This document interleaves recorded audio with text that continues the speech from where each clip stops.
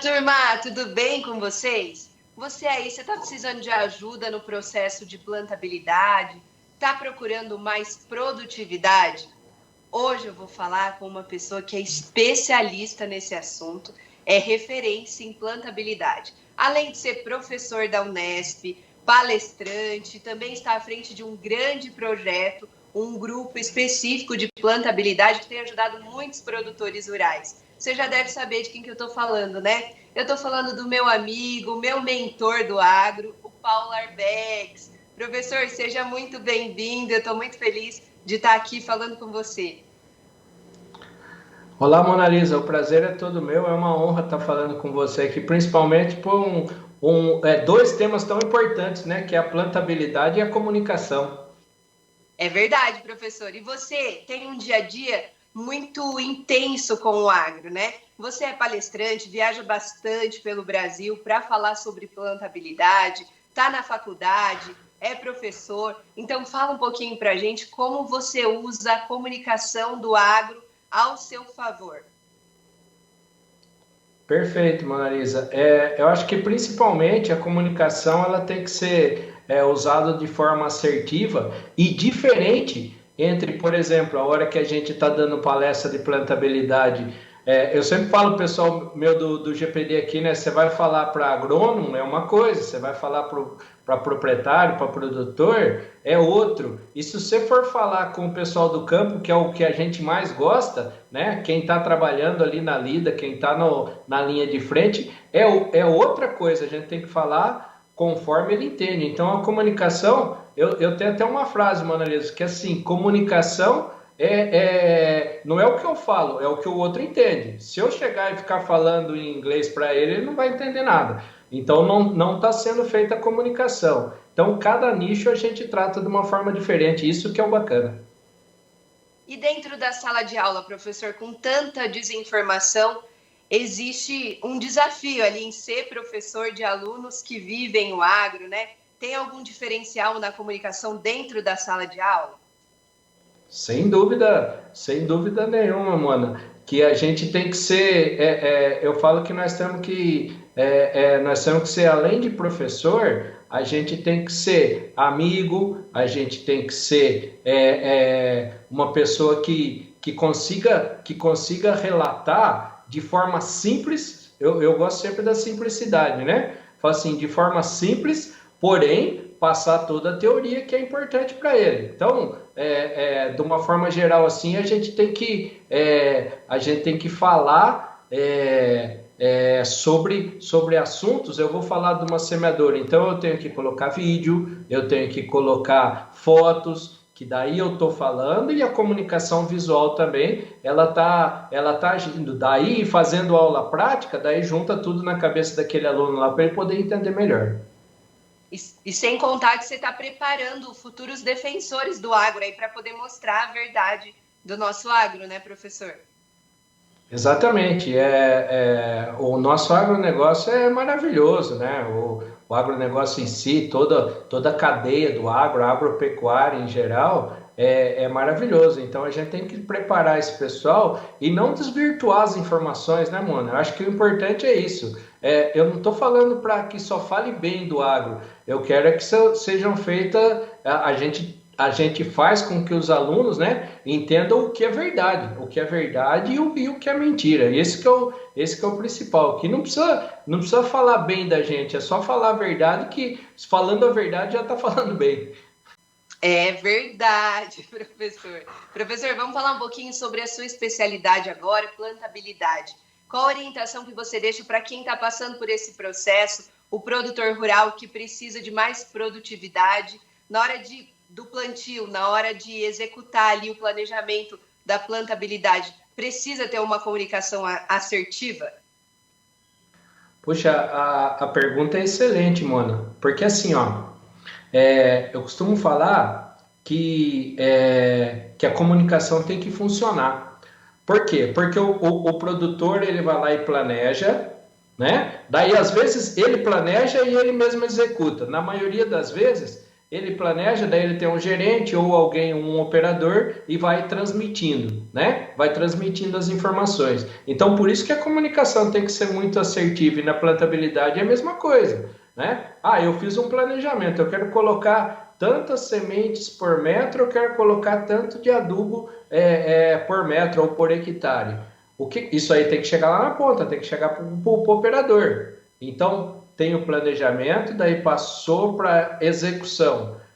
E a conferência, como é que está sendo feito isso? Ah, eu quero 12 sementes de sojas por metro, está caindo essas 12 sementes, aí que entra a gente, né? Porque uma coisa é o que está no papel, outra coisa é o que está no campo. Isso aí, a comunicação tem que ser totalmente efetiva, principalmente para passar nesses degraus que eu falei.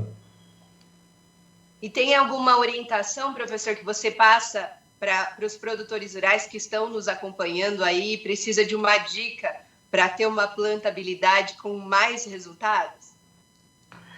A dica de ouro é o seguinte, Mona. Além da gente fazer, mais do que a gente fazer uma agricultura de precisão, a gente tem que ter precisão na agricultura. Ou seja, o que está planejado está acontecendo lá no campo, né? Ou às vezes, o que a gente vê bastante por causa de uma regulagem, de um detalhe, né? De um excesso de velocidade ou de uma máquina mal regulada, o que eu planejei toda a minha safra, ela pode estar comprometida por causa desse não alinhamento no campo, né? Então a dica de ouro é essa: o que está planejado e o que está acontecendo no campo de verdade. A comunicação é muito valiosa, então, nesse processo, né, professor? Professor, vamos falar um pouquinho sobre as suas palestras. Você viaja ao Brasil para palestrar, para falar sobre plantabilidade, e como é a sua preparação com a comunicação? Você já falou para a gente no começo que você separa um tipo de linguagem para cada público. Como que você faz isso? Ah, Mona, outra pergunta excelente, viu? É assim, ó, algum tempo atrás, né, eu faço esse trabalho, eu já faço esse trabalho há vários anos, né? E o que aconteceu? Eu sempre gostei da melhoria contínua, né? Da melhoria contínua. Então, hoje eu faço, pra você ter uma ideia, eu faço curso de mentorias de didática. Você é uma grande professora para mim, né? As jornalistas do agro aí são grandes professoras para mim, porque eu aprendo com vocês como me comunicar melhor, né? Porque eu sou o bicho do mato, eu sou um capial e eu tenho que aprender a falar de diferentes formas. E o mais legal da preparação é assim, tem gente que vai lá e prepara uma palestra e fica dando aquela mesma palestra durante 5 anos, durante 6 anos. Nada contra isso, só que eu faço diferente. Cada lugar que eu vou, o pessoal do GPD que gosta, né? Que quando vai comigo fala assim, cara, você deu 2 palestras, você falou da mesma coisa de um jeito totalmente diferente. Isso que é o desafio, né? Por quê? Porque eu foco no público. Você tem que fazer a palestra conforme o seu público. Quer ver o que vai acontecer? Amanhã eu vou dar uma palestra para agrônomo, para produtor, e na sexta eu vou dar uma palestra para o pessoal de empresa. Ah, o jeito pode ser o mesmo assunto, o jeito de falar tem que ser completamente diferente. É verdade, professor, faz total sentido. Você falou sobre o GPD, que é o Grupo de Plantio Direto, que é um grupo que nasceu para fomentar a comunicação também entre os produtores quando se fala em plantabilidade, não é?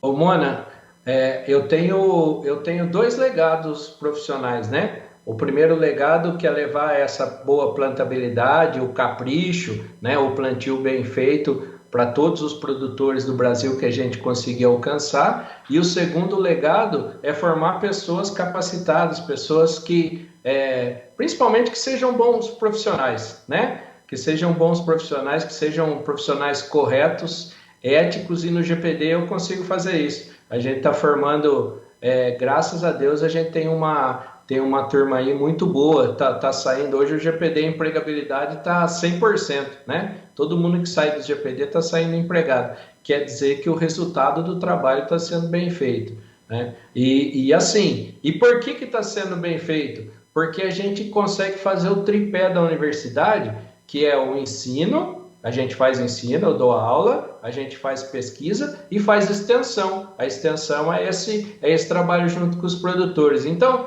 que empresa que não vai querer um profissional que tem a parte teórica, né, do ensino, tem a parte de pesquisa e tem a parte de extensão, já vai fazer treinamento desde o primeiro ano, tem pessoal do primeiro ano aqui que já está indo fazer treinamento junto comigo. Então, a gente tenta fazer um profissional mais qualificado aqui dentro do GPD. E como o grupo chega até o produtor rural, professor? Essa é outra forma bem legal, porque assim, assusta, né, o Mona Lisa, quando o pessoal vê essa molecada, até nos últimos cursos a gente fez em Uberlândia semana passada, foi fantástico, né? O dono da empresa falou assim, mostrou o Pedro, né, o Mosca, que é do GPD, falou assim, esse moleque tem a idade do meu filho e está aqui me ensinando como é que faz o plantio, então assusta um pouco, mas eu falo para eles, esse é que é o desafio. Esse é que é o desafio, eu chegar e o pessoal ficar em dúvida, falar assim, isso acontece com pessoas jovens, né? Fala assim, o que esse moleque tem para me ensinar? Daí a hora que você mostra a sua bagagem, você pega a confiança do produtor, do pessoal do campo que está ali, e daí fica uma coisa bonita de se ver. Fica até fica uma coisa que o pessoal vai lá e elogia, né? Quase 100% dos cursos que a gente faz, a gente é elogiado. Claro que não é unanimidade, mas na maioria dos casos a gente é elogiado. Professor, muito bom falar com você. É gostoso te ouvir falar, porque você é muito didático, usa a comunicação muito ao seu favor para se expressar. Eu acho isso muito legal. Professor, me fala uma coisa. Antes da gente terminar a nossa entrevista, você que viaja tanto, tem contato com tantas pessoas, qual foi a pior mentira que você ouviu do nosso agro por aí nesse Brasilzão? Ah, nossa, não dá para falar uma só. Tem várias, mano. Mas para mim, a pior de todas, e aí isso aí fica muito ruim para quem é produtor, né? É essa coisa de falar que a gente está envenenando o mundo, envenenando os alimentos. Isso aí para mim é o pior de tudo.